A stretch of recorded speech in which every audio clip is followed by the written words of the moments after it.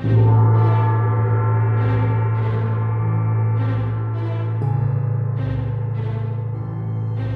pour donner le coup d'envoi des réjouissances, j'ai opté pour l'alcool des purs, l'alcool des hauts, l'alcool des nobles, je l'ai nommé... l'absinthe.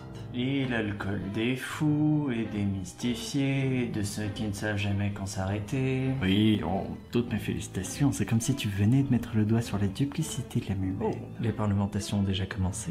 J'ai comme l'impression que nous commençons par la fin.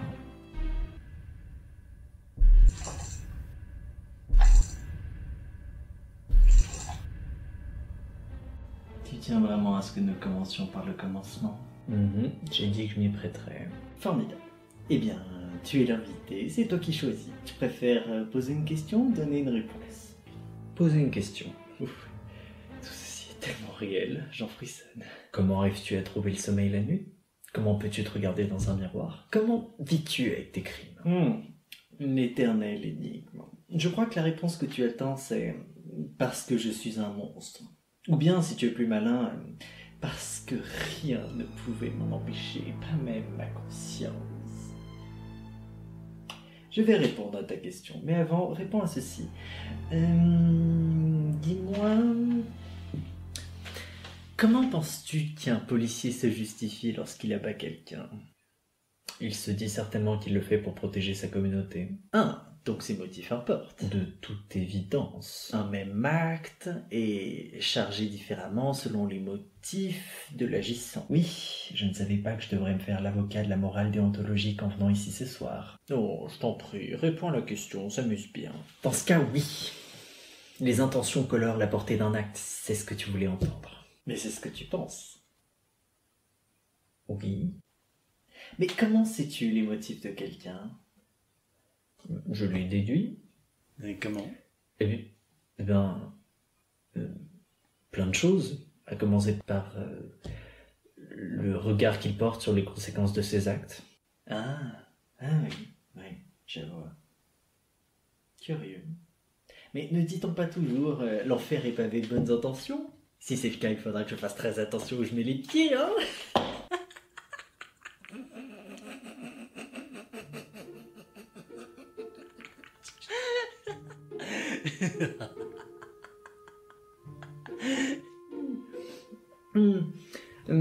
Mais les gens peuvent mentir, amigo, tu le sais ça, n'est-ce pas? Oui, Socrate, cela est évident. Bien souvent, enfin le regret, on se cherche des excuses, on verse des larmes de crocodile pour atténuer ces circonstances. Alors, comment fais-tu la part, cher adversaire, entre un authentique repenti et un parjure? Eh bien, j'imagine que cela dépend des gens. Toi, par exemple, je ne t'accorderai pas le bénéfice du doute. Moi? Mais qu'est-ce que j'ai fait? Inutile de déchaîner les passions, l'ami, je suis parfaitement au courant de ce que j'ai fait. Après tout, je n'ai pas acquis ce vilain sobriquet dans la région pour rien. L'ogre. Oui, mais vois-tu, je préfère mon propre petit surnom. Peut-être aurais-je dû écrire des lettres à la presse. Chers habitants de Dieppe, ici l'ombre. Oui, restons-en à notre discussion. Tu veux bien, l'ogre? Oui. Quel étourdi je fais. Alors, donc, tu juges des motifs en fonction des circonstances? Oui. Mais est-ce que tu ne penses pas que tu fais intervenir un petit peu de ta propre subjectivité là-dedans? Oui, c'est certain. Mais est-ce que tu serais prêt à me défendre, cher adversaire, que l'expérience personnelle et la subjectivité ne sont pas précisément ce qui te permettent de faire la part entre amis et ennemis, fiable et félon? Le meilleur loup se déguise en mouton. Mais de quoi s'agit-il, le vilain? Qu'espères-tu me prouver exactement avec tes raisonnements quand tu pourrais tout simplement me raconter comment tes nuits tu les passes à haïr ton reflet et à détourner ton attention par tous les moyens imaginables de ta nature de monstre? Mais, très cher, c'est parce que je pense que dans ta tête, tu as élevé une statue de moi et tu as jeté ton dévolu sur elle, pas sur moi. Ah oui. Ouais. Éclaire-moi, grand sage. Eh bien, vois-tu, pour toi, je suis un monstre. Mes actes parlent d'eux-mêmes et je suis un molosse qu'il faut abattre. Je suis sûr que tu t'es senti confus la première fois que tu m'as vu. Il y a quoi? 15 minutes? Tu t'imaginais certainement que j'étais laid et difforme. Un monstre doit avoir l'air d'un monstre, n'est-ce pas? Tu as une tête d'homme qui aime la phrénologie. Très drôle. Oui. Toujours est-il que je ne doute pas que mes actes peuvent être interprétés comme monstrueux. Vois-tu, j'ai mon propre système en interne qui me justifie auprès de ma conscience et qui fonctionne à plein régime. La différence entre moi et ce reflet de moi dans ta tête, c'est que moi, je ne suis pas un monstre. Si, incontestablement, si. Non. Un monstre, qu'est-ce que c'est?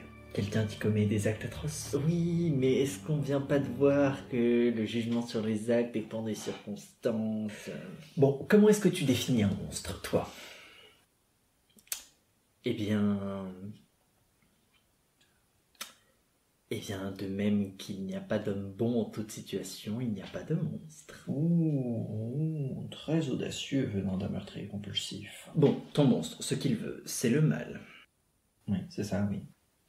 De quel point de vue? De tous? Oh, pas du sien. Ah non. Je doute qu'ils veulent le mal. Personne ne veut le mal. Toi, tu ne veux pas le mal? Mais quel genre d'idiot veut le mal? Mais alors, d'où vient le mal? De l'ignorance?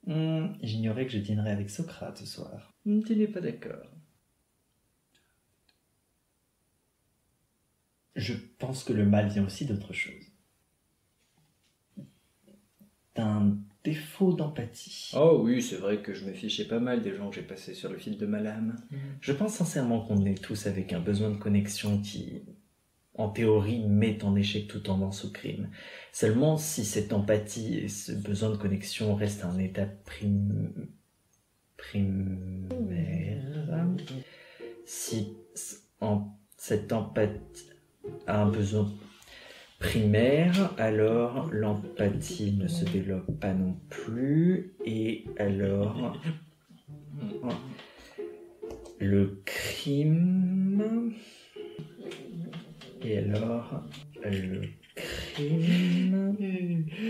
Oh, dis donc, tu m'épates, mais quel gloser tu fais quand tu t'y mets? Cesse d'éviter ma question, en fin de compte. Comment vis-tu avec tes crimes? Grâce à l'autre. L'autre? Oui, l'autre, celui qui partage ma vie et qui sème les énigmes derrière moi pour vous, mes chers enquêteurs.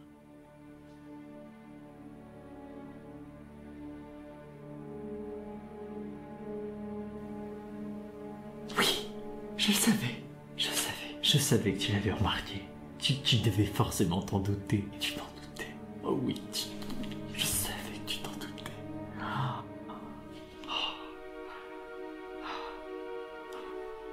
Il y avait tellement de contradictions sur les scènes de crime, j'ai cru que tu étais aidé par un mastodonte qui plus est capable de broyer des os humains à main nue. Oui, on peut dire ça, oui. À moi de te poser une question.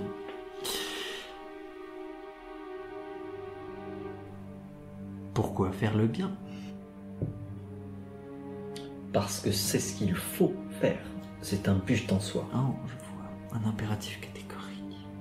Oui, je ne pensais pas que le terme serait prononcé ici ce soir. Oui, mais comme nous avons vu un peu plus tôt, le mal provient souvent d'une conception vague et flottante du bien à l'intérieur, puisque personne ne peut vouloir le mal.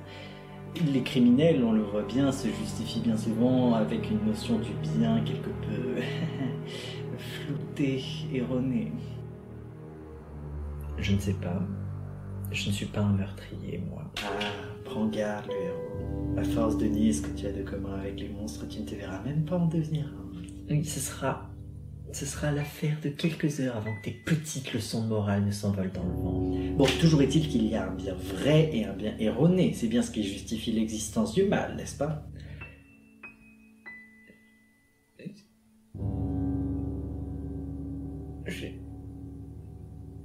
Je te sens venir. Qu'est-ce qui différencie le bien vrai du bien erroné? Vois-tu, il doit bien y avoir quelque chose derrière sur lequel la notion du bien vrai s'adosse. Quel est-il pour toi?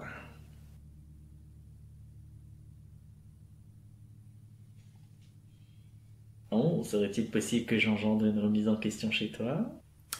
Je ne fais que puiser dans les prémices de mon raisonnement. Je n'ai pas l'intention de te céder la moindre parcelle de terrain. Je crois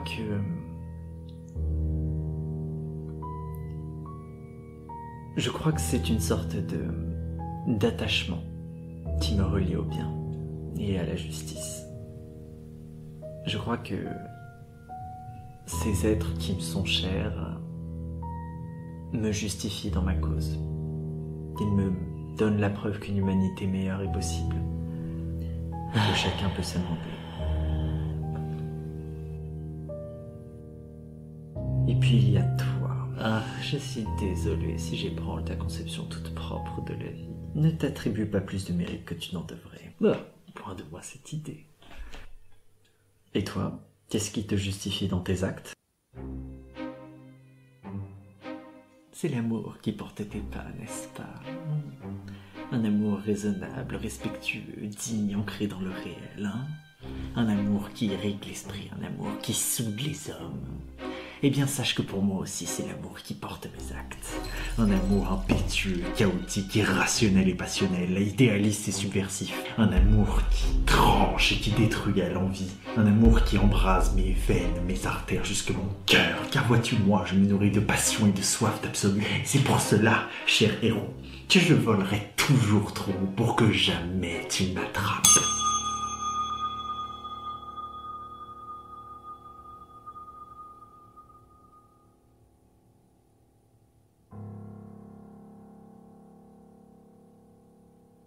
Parole en l'air que tout cela.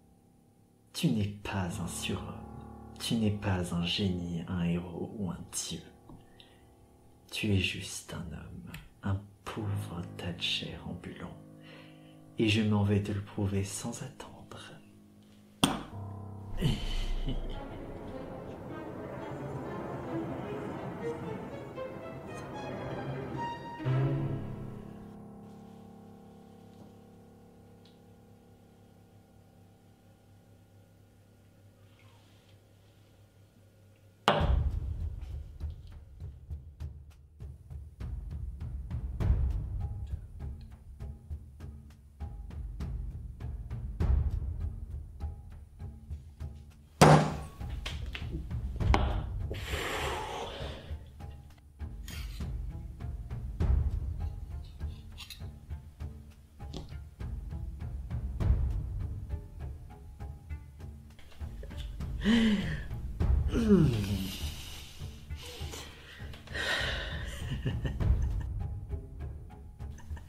On se sent vivant à l'approche de la mort, hein?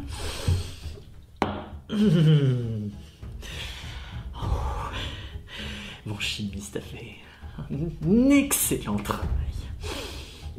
Toutes mes articulations me brûlent et mes veines convoient un sang lourd comme le plomb.